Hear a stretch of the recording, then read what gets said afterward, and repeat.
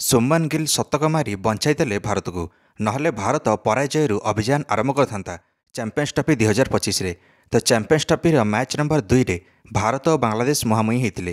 ତ ଭାରତ ନିଜର ପ୍ରଥମ ମ୍ୟାଚ୍ ଖେଳୁଥିଲା ଚାମ୍ପିୟନ୍ସ ଟ୍ରଫି 2025ର, ଯେଉଁଥିରେ ବାଂଲାଦେଶ ପ୍ରଥମେ ଟସ୍ ଜିତିଲା ଆଉ ବ୍ୟାଟିଂର ନିଷ୍ପତ୍ତି ନେଲା ଦୁବାଇର ପିଚ୍ରେ।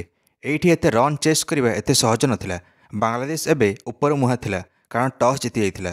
ବାଂଲାଦେଶ ନିଜର 2ଟା ୱିକେଟ୍ କିନ୍ତୁ ହରାଇ ବସାଇଲା ମାତ୍ର 2 ରନ୍ରେ। ପ୍ରଥମ ୱିକେଟ୍ ମହମ୍ମଦ ସାମି ନେଲେ। ମହମ୍ମଦ ସାମି ଆଉଟ୍ କରିଲେ ସୌମ୍ୟ ସରକାରକୁ, ଯିଏକି 0 ରନ୍ରେ ଆଉଟ୍ ହେଲେ।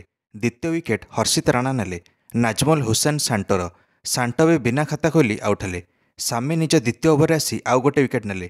କିନ୍ତୁ ମେନ୍ ମଜା ତ ସେତେବେଳେ ଆସିଲା ଯେତେବେଳେ ଅକ୍ଷର ପଟେଲ ବୋଲିଂ କରିବାକୁ ଆସିଲେ, ଯିଏ ଲଗାତାର ଲାଗାଲାଗି 2ଟା ୱିକେଟ୍ ନେଇଗଲେ। ଅକ୍ଷର ପଟେଲ ଅନ୍ ହ୍ୟାଟ୍ରିକ୍ ଥିଲେ। ହ୍ୟାଟ୍ରିକ୍ ନେବା ଉପରେ ଥିଲେ ଅକ୍ଷର ପଟେଲ, କିନ୍ତୁ ହ୍ୟାଟ୍ରିକ୍ ବଲ୍ରେ କ୍ୟାଚ୍ ମିସ୍ ହେଲା ଆଉ କ୍ୟାଚ୍ ମିସ୍ କରିଦେଲେ ଅଧିନାୟକ ରୋହିତ ଶର୍ମା। ଅକ୍ଷର ପଟେଲଙ୍କ ହ୍ୟାଟ୍ରିକ୍ ମିସ୍ ହୋଇଗଲା, କିନ୍ତୁ ବାଂଲାଦେଶ 35 ରନ୍ରେ 5ଟା ୱିକେଟ୍ ହରାଇ ସାରିଥିଲା। ରୋହିତ ଶର୍ମାଙ୍କ ଏ କ୍ୟାଚ୍ଟି କିନ୍ତୁ ବହୁତ ମହଙ୍ଗା ପଡ଼ିଲା ଭାରତକୁ। ତାପରେ ଆଉ ୱିକେଟ୍ ପଡ଼ିଲା ନାହିଁ ବାଂଲାଦେଶର। ଜେକର ଅଲି ଆଉ ତାହିଦ ହୃଦୟ ଅର୍ଦ୍ଧଶତକ କରିଲେ। ଏହି 2 ଜଣ ମିଶିକି 100 ରନ୍ର ପାର୍ଟନରସିପ୍ ଲଗାଇଲେ ଏଣିକି ପଞ୍ଚମ ୱିକେଟ୍ ପାଇଁ। ସେହି ଭିତରେ କେଏଲ୍ ରାହୁଲ ଗୋଟେ ଷ୍ଟମ୍ପିଂ ଛାଡ଼ିଲେ।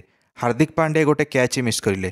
ବଲର୍ସମାନେ ଭଲ ବୋଲିଂ କଲେ କ'ଣ ହେବ, ବହୁତ କିଛି ମିସ୍ ହେଉଥିଲା, କ୍ୟାଚ୍ ବି ଆଉ ରନ୍ଆଉଟ୍ ବି।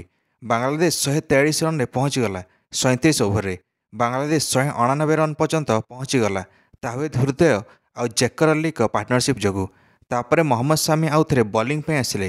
ରୋହିତ ଶର୍ମା 42 ଓଭରରେ ମହମ୍ମଦ ସାମିଙ୍କୁ ବୋଲିଂ ପାଇଁ ଡାକିଲେ। ମହମ୍ମଦ ସାମି ଆସିକି ପାର୍ଟନରସିପ୍ ଭାଙ୍ଗିଲେ ଜେକର ଅଲି ଆଉ ତାହିଦ ହୃଦୟ ଭିତରେ। ଜେକର ଅଲି 68 ରନ୍ କରିକି ଆଉଟ୍ ହେଲେ।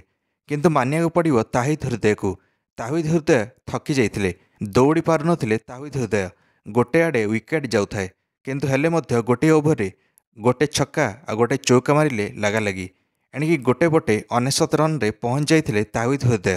ଶେଷରେ ଶତକ ଲଗାଇଥିଲେ ତାହିଦ ହୃଦୟ। ଗୋଟେ ସମୟ ଥିଲା ବାଂଲାଦେଶ 35 ରନ୍ରେ 5ଟା ୱିକେଟ୍ ହରାଇଥିଲା।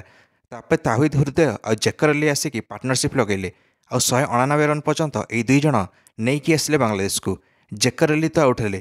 ତାହିଦ ହୃଦୟ ବାଂଲାଦେଶକୁ ଟାଣି ଉତାରି 228 ରନ୍ ପର୍ଯ୍ୟନ୍ତ ପହଞ୍ଚାଇ ଦେଲେ ନିର୍ଦ୍ଧାରିତ 50 ଓଭରରେ। ମହମ୍ମଦ ସାମି ଶେଷ ୱିକେଟ୍ ନେଲେ ବାଂଲାଦେଶର। ବାଂଲାଦେଶ 50 ଓଭର ବି ଖେଳିଲା, ଅଲ୍ ଆଉଟ୍ ବି ହେଲା। ମହମ୍ମଦ ସାମି ସମୁଦାୟ 5ଟା ୱିକେଟ୍ ନେଲେ। ହର୍ଷିତ ରାଣା 3ଟା ୱିକେଟ୍ ନେଲେ। ଅକ୍ଷର ପଟେଲ 2ଟା ୱିକେଟ୍। ମହମ୍ମଦ ସାମି ନିଜର 200 ଓଡିଆଇ ୱିକେଟ୍ ବି ସମ୍ପୂର୍ଣ୍ଣ କରିଲେ ଏହି ମ୍ୟାଚ୍ରେ। 14 ମାସ ପରେ ଓଡିଆଇ କମ୍ବ୍ୟାକ୍ କରିଥିଲେ ମହମ୍ମଦ ସାମି ଇଣ୍ଟରନ୍ୟାସନାଲ୍ ଫର୍ମାଟ୍ରେ ଆଉ 5ଟା ୱିକେଟ୍ ନେଇଗଲେ। ଏବେ 229 ରନ୍ର ଟାର୍ଗେଟ୍ ଥିଲା ଭାରତ ଆଗରେ। ଆରମ୍ଭରୁ ହିଁ ରୋହିତ ଶର୍ମା ଆସିଥିଲେ ସୁମନ ଗିଲ୍ ସହିତ। ରୋହିତ ଶର୍ମା 36 ବଲ୍ରେ 41 ରନ୍ କରିଦେଲେ, ତାପରେ ଆଉଟ୍ ହୋଇଗଲେ। କିନ୍ତୁ ରୋହିତ ଶର୍ମାଙ୍କର ଭରସା ଥିଲା ସୁମନ ଗିଲ୍ ଉପରେ।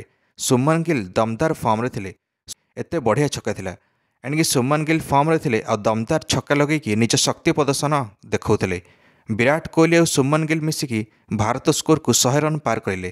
ତାପରେ ବିରାଟ କୋହଲି 22 ରନ୍ କରିକି ଆଉଟ୍ ହୋଇଗଲେ। ସୁମନ ଗିଲ୍ କିନ୍ତୁ ଢିଲା ଛାଡ଼ୁନଥିଲେ ବାଂଲାଦେଶ ବୋଲର୍ସମାନଙ୍କୁ। ନିଜ 50 ରନ୍ ତ ସମ୍ପନ୍ନ କରିଲେ, ମଝିରେ ମଝିରେ ଗୋଟେ ସଟ୍ ବି ଖେଳୁଥିଲେ। ଅନ୍ୟପଟେ ୱିକେଟ୍ ଖସିବା ଆରମ୍ଭ ହେଲା ଭାରତର। ଶ୍ରେୟସ ଅୟ୍ୟର 15 ରନ୍ କରିକି ଆଉଟ୍ ହେଲେ। ଅକ୍ଷର ପଟେଲ ବି 8 ରନ୍ କରିକି ଆଉଟ୍ ହେଲେ। ଭାରତ 184 ରନ୍ରେ 4ଟା ୱିକେଟ୍ ହରାଇଲା ଯେତେବେଳେ ଅକ୍ଷର ପଟେଲ ଆଉଟ୍ ହେଲେ।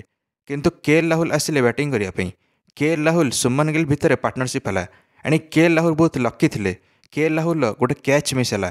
ତାପରେ କେଏଲ୍ ରାହୁଲ ରନ୍ଆଉଟ୍ରୁ ବି ବଞ୍ଚିତ ହେଲେ। ଏହି ସୁଯୋଗ ଉଠାଇ ଦେଲେ କେଏଲ୍ ରାହୁଲ। ତାପରେ ସୁମନ ଗିଲ୍ ସହିତ ମିଶିକି 50 ରନ୍ର ପାର୍ଟନରସିପ୍ କରିଲେ କେଏଲ୍ ରାହୁଲ। ସବୁ ବ୍ୟାଟ୍ସମ୍ୟାନ୍ ଟିକେ ଫସୁଥିଲେ ଦୁବାଇର ପିଚ୍ରେ, କିନ୍ତୁ ସୁମନ ଗିଲ୍ ଭଲ ଖେଳୁଥିଲେ ଏହି ପିଚ୍ରେ। ସୁମନ ଗିଲ୍ ଜାଣିଯାଇଥିଲେ ଏହି ପିଚ୍ରେ କେମିତି ଖେଳିବାର ଅଛି। ପୁରା ସେଟ୍ ଥିଲେ ସୁମନ ଗିଲ୍ ଆଉ ଶେଷରେ ଶତକ ବି ଲଗାଇଥିଲେ ସୁମନ ଗିଲ୍। ବିଜୟ ଲକ୍ଷ୍ୟଠାରୁ 7 ରନ୍ରେ ଦୂରରେ ଥିଲା ଭାରତ ଯେତେବେଳେ ସୁମନ ଗିଲ୍ ଶତକ ଲଗାଇଲେ। ଯେତେବେଳେ ଗୋଟେ ଆଡ଼େ ୱିକେଟ୍ ଖସି ଚାଲିଥିଲା, ଅନ୍ୟପଟେ ସୁମନ ଗିଲ୍ ଇଣ୍ଡିଆ ଇନିଂସକୁ ସମ୍ଭାଳି ରଖିଥିଲେ। ଦୁବାଇ ପିଚ୍ରେ ରନ୍ ଚେସ୍ କରିବା ଏତେ ସହଜ ନଥିଲା, କିନ୍ତୁ ସୁମନ ଗିଲ୍ ଚାମ୍ପିୟନ୍ସ ଟ୍ରଫି ମୁକାବିଲାର ପ୍ରଥମ ମ୍ୟାଚ୍ରେ ଶତକ ଲଗାଇଥିଲେ ଆଉ ଦେଖାଇଦେଲେ ଯେ କ'ଣ ପାଇଁ ସେ ଓଡିଆଇରେ ନମ୍ବର 1 ରାଙ୍କିଂରେ ଅଛନ୍ତି। ଏଣିକି ଏହି ମ୍ୟାଚ୍ରେ ସୁମନ ଗିଲ୍ 8ମ ଓଡିଆଇ ଶତକ ଲଗାଇଲେ। କେଏଲ୍ ରାହୁଲ ୱିନିଂ ସଟ୍ ଲଗାଇଲେ ଏହି ମ୍ୟାଚ୍ରେ। କେଏଲ୍ ରାହୁଲ ନଟ୍ ଆଉଟ୍ କଲେ 41 ରନ୍ କରିକି। 47ଟା ବଲ୍ ଖେଳିଥିଲେ କେଏଲ୍ ରାହୁଲ। ସୁମନ ଗିଲ୍ 101 ରନ୍ କରିକି ନଟ୍ ଆଉଟ୍ କଲେ। ଭାରତ 6ଟା ୱିକେଟ୍ରେ ମ୍ୟାଚ୍ ଜିତିଲା। ସୁମନ ଗିଲ୍ଙ୍କ ଇନିଂସ ପାଇଁ ପୁରା ଭାରତ ଡଗ୍ଆଉଟ୍ ପ୍ରଶଂସା କରିଲା। ଖାସ୍ କରିକି ରୋହିତ ଶର୍ମା କହିଲେ ଯେ ସୁମନ ଗିଲ୍ ଗୋଟେ ପୁଲ୍ ସଟ୍ରେ ଜବରଦସ୍ତ ଛକା ଲଗାଇଲେ, ଯାହାକି ବହୁତ ଭୟଙ୍କର ଥିଲା। ଏତେ ବଢ଼ିଆ ଛକା ଥିଲା, ଦେଖିବାକୁ ଇଚ୍ଛା ହେଉଥିଲା ବାରମ୍ବାର। Suman Gill player of the match ମଧ୍ୟ ପାଇଲେ। ନିଜ ଶତକ ସହିତ 9ଟା ଚୌକା ଆଉ 2ଟା ଛକା ମାରିଛନ୍ତି ସୁମନ ଗିଲ୍। ଆଗାମୀ ମ୍ୟାଚ୍ ଏବେ ଭାରତର ଅଛି ପାକିସ୍ତାନ ବିପକ୍ଷରେ, ଯାହାକି ଫେବୃଆରୀ ମାସ 23 ତାରିଖରେ ଖେଳାଯିବ। କ'ଣ ଲାଗୁଛି ସେ ମ୍ୟାଚ୍ଟି ଭାରତ ଜିତିବ ନା ପାକିସ୍ତାନ? ନିଶ୍ଚୟ ମନ୍ତବ୍ୟ କମେଣ୍ଟରେ ଦେଇ ଭିଡ଼ିଓକୁ ଲାଇକ୍ ଆଉ ଚ୍ୟାନେଲକୁ ସବସ୍କ୍ରାଇବ୍ କରିଦେବେ ସମସ୍ତ କ୍ରିକେଟ୍ ଅପଡେଟ୍ସ ପାଇଁ। ଧନ୍ୟବାଦ।